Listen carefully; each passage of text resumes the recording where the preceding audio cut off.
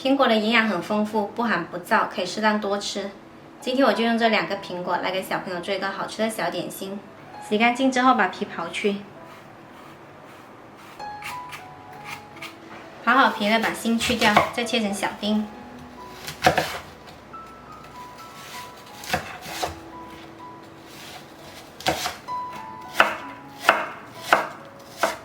尽量切小一点，它的出汁率就高。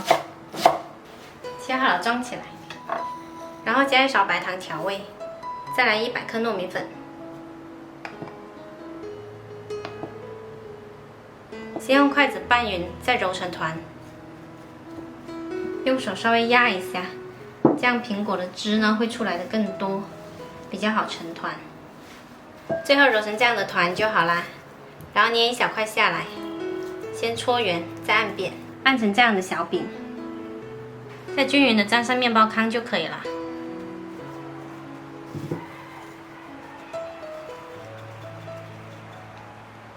平底锅刷上一些油，然后调中小火加热，把我们的小饼放进来，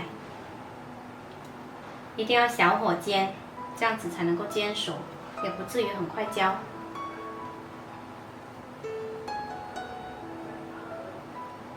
放下去之后呢，就不要去动它了。煎到这个小饼看起来有点点鼓了，我们就可以翻下面。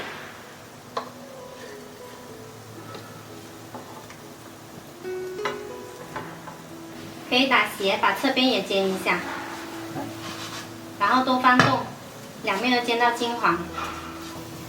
现在这个表皮呢就已经很酥脆了，然后我们看这个饼啊，鼓鼓胀胀的，这中间也熟透了，这样就好了。孩子特别爱吃的苹果糯米饼就可以开吃啦。外皮酥脆，里面软糯香甜，是下午茶的首选。喜欢的朋友可以试一下哦。